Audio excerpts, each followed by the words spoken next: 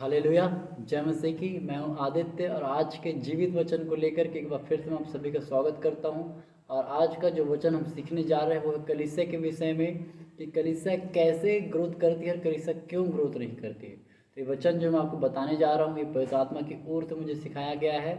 शनिवार मतलब जो पिछला शनिवार गया, सुबह जब मैं प्रार्थना कर रहा था अपने डिस्ट्रिक्ट की कलीसियाओं के लिए, तब ये वचन परमेश्वर ने उसकी आत्मा ने मुझे सिखाया और सिखाया कि कैसे क्यों कलीसिया नहीं बढ़ती है, क्या वजह है कलीसिया ग्रोथ नहीं कर पा रही है और कैसे कलीसिया बढ़ सकती है। तो ये बहुत अच्छा वचन है। मैं विश्वास करता हूँ कि वचन जितने भी लोग सुनते हैं उन हर एक के जीवन में फलों को लेकर के आएगा, क्योंकि हम में से हर एक जन कलीसिया का हिस्सा है, चाहे बड़ी हो चाहे छोटी हो, हम में से हर एक जन कलीसिया का हिस्सा है। हालेलुया। तो ये वचन आपको बड़े ध्यान से सुनना है, इस वचन को संभालना है, इस वचन को सिर्फ खुद सुन करके चुप नहीं रहना है, बल्कि और लोगों तक के इस वचन को पहुंचाना है, क्योंकि हमको काम करना है चाहे वो किसी भी माध्यम से हो। तो आपसे रिक्वेस्ट है कि जब आप इस वचन को सुनते हैं तो इस वचन को बड़े ध्यान से सुनिए और पूरा सुनिए, और जब आपको कुछ समझ में आता है तो आप प्लीज़ इस वीडियो को, इस मैसेज को औरों के साथ शेयर कीजिए ताकि वो भी इस वचन से आशीष पा सके। तो हम वचन को शुरू करते हैं। वचन शुरू करने से पहले मैं प्रार्थना करना चाहूँगा। मेरे स्वामी, इस वचन को आपके लहू में छुपाता हूँ यीशु मसीह। ये जीवन आपका है खुदा, ने सब कुछ आपका दिया है। मेरे स्वामी, आज की आवाज़ मैं आपके हाथों में सौंपता हूँ। पवित्र आत्मा, मैं जैसा चाहता हूँ वैसा नहीं, परंतु आप जैसा चाहते हैं वैसा मेरे द्वारा बातचीत कीजिए। ये वचन बहुत सारे लोगों के बचाने का, छुड़ाने का, कलीसिया की ग्रोथ का कारण बने। मेरे परमेश्वर, आज का वचन लोगों के जीवन में जाकर के छुटकारा को लेकर के आए। वचन में लिखा, आप वचन को भेज करके चंगा करते हैं। मेरे स्वामी, आज ये वचन जाए इवन इंडिया के बाहर भी खुदा पहुँच करके आपके लोगों तक के उनके छुटकारे का कारण बने। आज कलीसिया के छुटकारे का कारण वचन बन जाए। इस वचन को, इस माध्यम को यीशु मसीह के लहू में छुपाता हूँ। बहने दे फ्लड के समान इस वचन को। खुदावन, तूने माध्यम दिया, धन्यवाद देता हूँ। तूने मेरी विनती सुन ली है, धन्यवाद देता हूँ। दुआ यीशु मसीह के समर्थन में मांगते हैं, आमीन। हालेलुया। तो हम वचन को शुरू करते हैं, और वचन शुरू करने से पहले अभी तक कि आप चैनल को देख रहे हैं, सब्सक्राइब नहीं किए हैं, तो प्लीज़ आपसे रिक्वेस्ट है कि चैनल को सब्सक्राइब कीजिए कि आने वाले और परमेश्वर के गहरे भेद आपको मिल सके। तो हम वचन से शुरू करते हैं। आज जो हम सीखने जा रहे हैं कलीसिया के बारे में, तो मैं आपके लिए पढ़ना चाहूँगा प्रेरितों के काम 12 अध्याय। आप 1 से लेकर 19 पद पूरा पढ़िएगा। मैं आपके लिए कुछ कुछ पदों को पढ़ रहा हूँ। तो मैं आपके लिए पढ़ रहा हूँ 1, 2, 3 पद को। उस समय हेरोदेस राजा ने कलीसिया में कई व्यक्तियों को सताने के लिए उन पर हाथ डाले। उसने यूहन्ना के भाई याकूब को तलवार से मरवा डाला। जब उसने देखा कि यहूदी लोग इससे आनंदित होते हैं, तो उसने पतरस को भी पकड़ लिया। वे दिन अख़मीरी रोटी के थे। हालेलुया। तो जो हेरोदेस राजा है उसने यूहन्ना के भाई याकूब को मरवा दिया। तो जब उसने मरवाया तो उसने देखा कि जो वहाँ के लोग हैं, यहूदी लोग, वो खुश हो रहे हैं, तो उसने और उन लोगों को खुश करने के लिए पतरस को भी जेल में डलवा दिया। अधिकतम बार ऐसा होता है, जो समाज का लीडर होता है वो लोगों को फेवर चाहता है। तो जो समाज में 1-2 लोग होते हैं जो अलग राह अपना लेते हैं, चाहे प्रभु को लेकर हो, किसी को भी लेकर के हो, क्योंकि अधिकतम लोग ये होते हैं जो समझ जाते हैं कहीं मेरा छुटकारा नहीं हो रहा है, मैं परेशान हूँ, तो लोग समझते हैं यार मैं कहाँ खुश रहूँगा, तो वो लोग अपने आप को समाज से अलग कर लेते हैं, वहाँ जहाँ वो खुश रहते हैं वहाँ रहना चाहते हैं। तो जो वहाँ का लीडर होता है वो देखता है कि अलग है, तो वो चाहता है कि मैं लोगों को कैसे अपने साथ जोड़ूं, क्योंकि उसे वोट चाहिए, उसे एक भीड़ चाहिए अपने लिए। तो वो ऐसे 1-2 लोगों को परेशान करने की कोशिश करता है ताकि जो और लोग हैं उसके फेवर में आ जाए।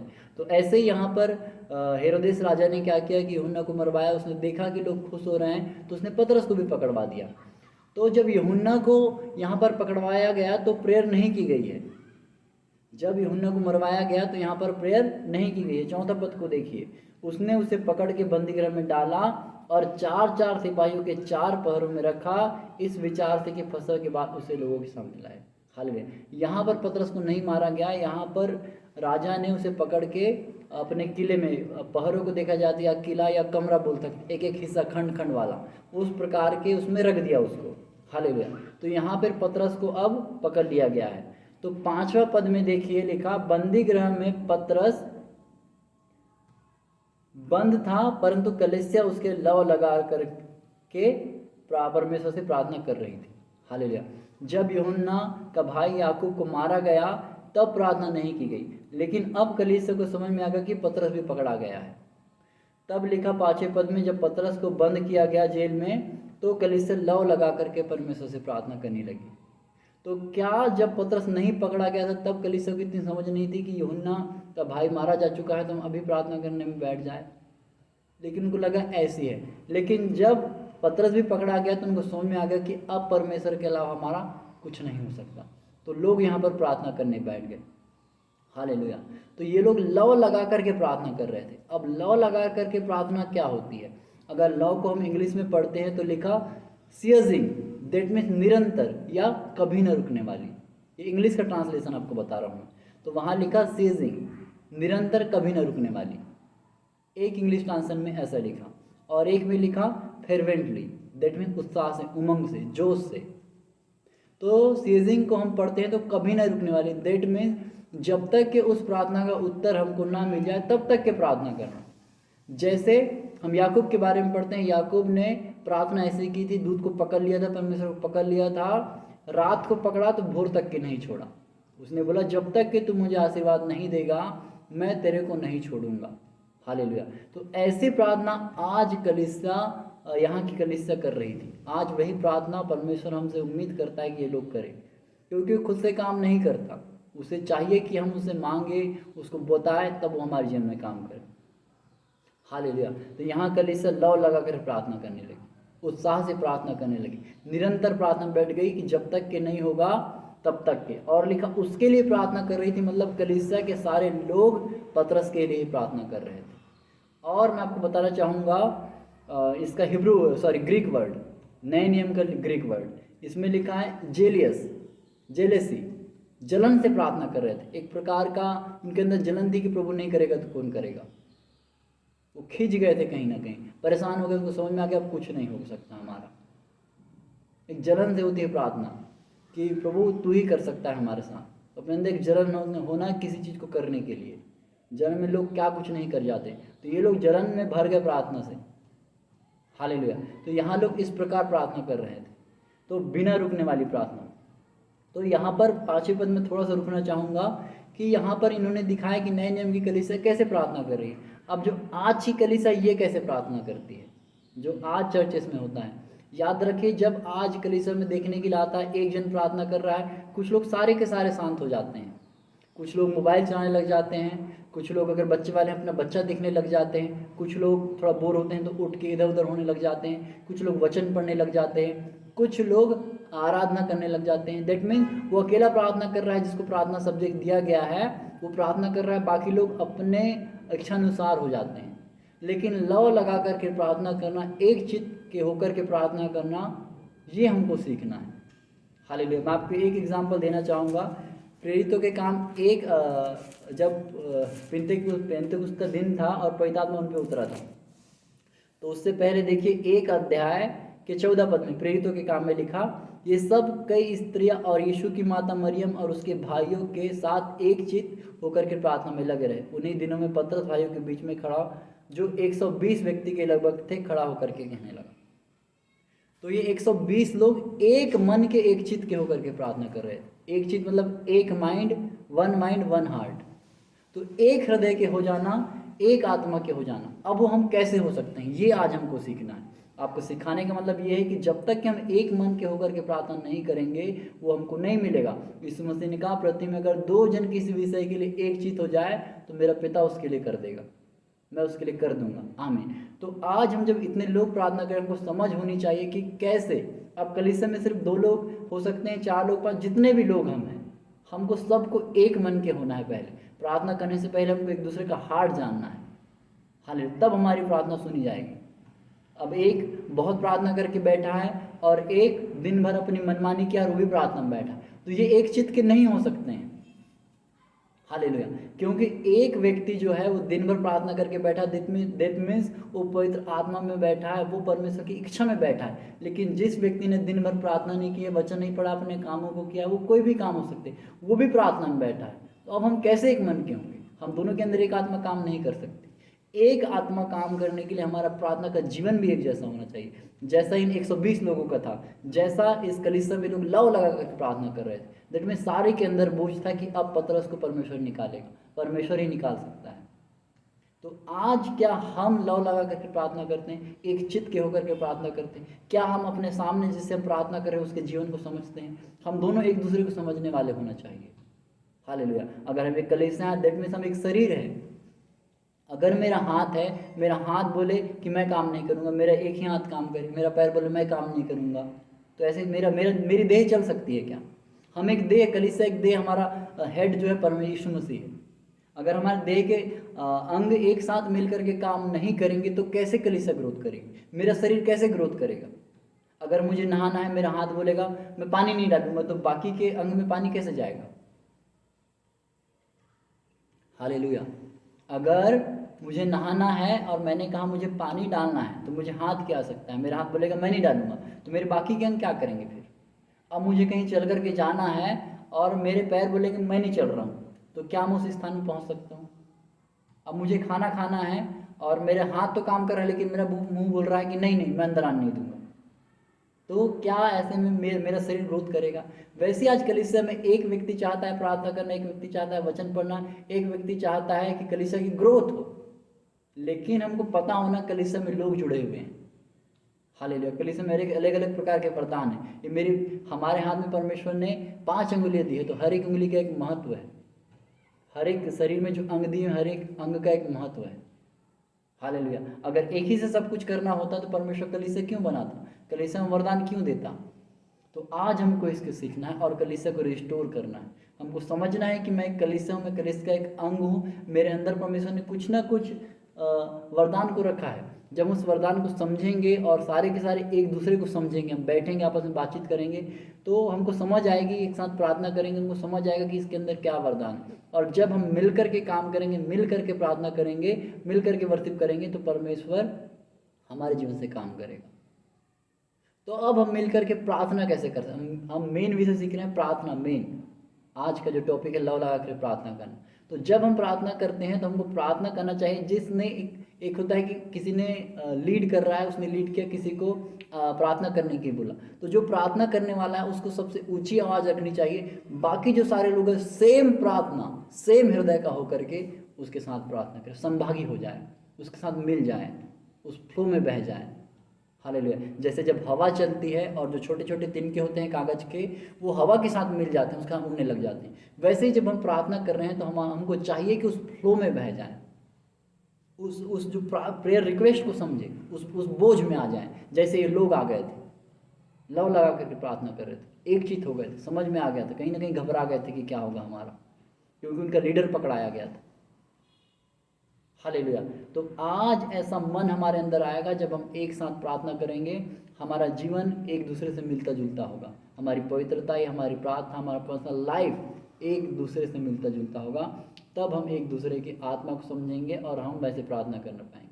तो जब एक प्रार्थना कर रहा है तो हमको सबको उसके साथ उसको कॉपरेट करना है, उसके लैंग्वेज को समझना है, टाइम में आमीन बोलना है, तब वो लेकर के आएगा। वो प्रार्थना कर रहा है, वो क्लेम कर रहा है, लेकिन उसको रिसीव करने वाला भी कोई होना चाहिए।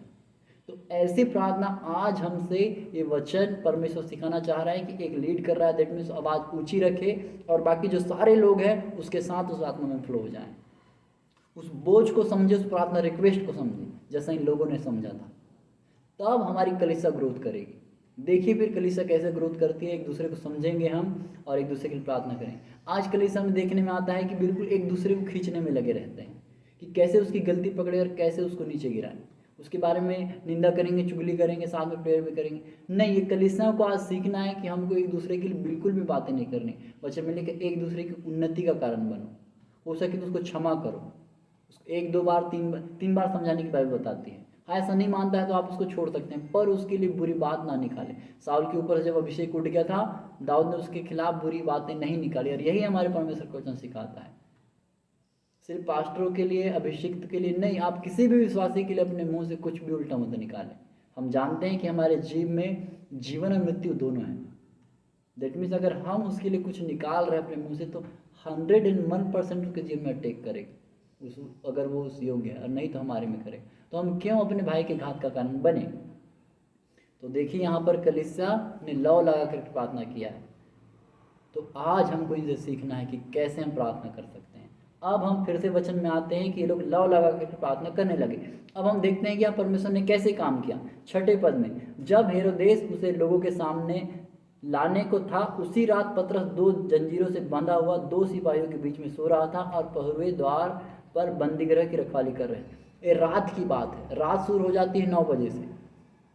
अगर हम देखें तो टाइम का एक सर्कल है। मैं आपको बाद में बताऊंगा कि कितने पहर होते हैं, कब से कौन सा पहर शुरू होता है, किस समय प्रार्थना की जाती है, किस पहर में, वो एक अलग टॉपिक है। लेकिन यहाँ रात की बात की गई, तो रात के समय बंदीगृह में बंद था। 7वें पद में लिखा, तो देखो प्रभु का एक स्वर्गदूत आ खड़ा हुआ और उस कोठरी में ज्योति चमकी, और उसने पतरस की पसली पर हाथ मार के उसे जगाया और कहा, उठ जल्दी कर, और उसके हाथों से जंजीरें खुलकर गिर पड़ी।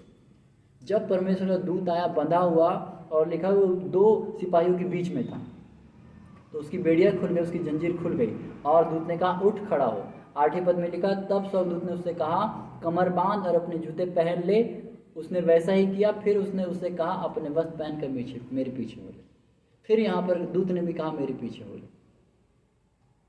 मैंने अभी जस्ट एक वीडियो में बताया था कि यीशु मसीह ने क्यों कहा मेरे पीछे हो। हमको उनके पीछे चलने की आवश्यकता है। जब इस्राएली चल रहे थे तो आग का खंभा जब आगे रहता था तो बादल का खंभा पीछे आ जाता था, बीच में सिक्योरिटी थी, बीच में सिक्योर थी। तो आज भी वैसे ही दूत आगे भी चलता है और एक हमारे पीछे भी चलता है, रक्षा कर हमारी ढाल आगे पीछे हमको बीच में रखना चाहता है। हालेलुया। तो उसने कहा, पीछे हो ले। 9 पद में, वह निकल कर उसके पीछे हो लिया, परंतु यह न जानता था जो कुछ स्वर्गदूत कर रहा है वह सच है, वह यह समझा कि मैं दर्शन देगा। देखिए, पतरस के अंदर एक दर्शन की आत्मा, उसको पता नहीं था कि ये क्या हो रहा है, उसको लग रहा था मैं दर्शन देख रहा हूँ। सच्ची घटना भी लोगों को दर्शन लगती है। इतने दर्शन देखने का वो आदी था। इस प्रकार के दर्शन मतलब पतरस देखता था। वो कैसा रहा होगा पतरस का दर्शन? वो निकला जा चुका है, तो कितनी हेवी अनॉइंटिंग थी सोचिए पतरस के ऊपर। उसको लग रहा है मैं दर्शन देख रहा हूँ। हालेलुया।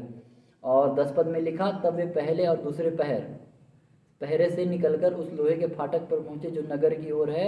वह उनके लिए आप से आप खुल गया, और वे निकलकर एक ही गली होकर गए और तुरंत ही स्वर्गदूत से छोड़कर चला गया।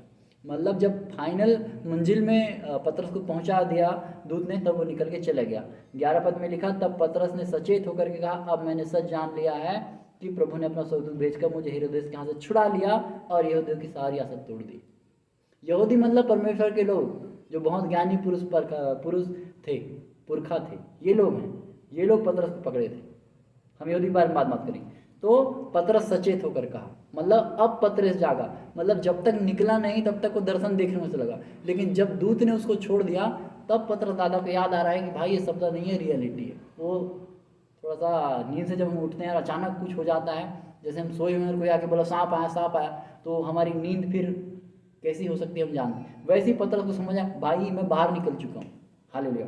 और अब उसने कहा कि परमेश्वर ने यहूदियों की आशा तोड़ दी है। 12 पद में लिखा, यह जानकर वह उस यूहन्ना की माता मरियम के घर आया जो मरकुस कहलाता है। वहाँ बहुत से लोग इकट्ठे होकर प्रार्थना कर रहे थे। आमीन।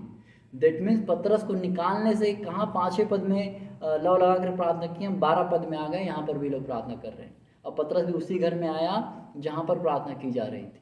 दैट मीन्स एक आत्मा के थे, इसलिए पतरस उसी जगह में आया था।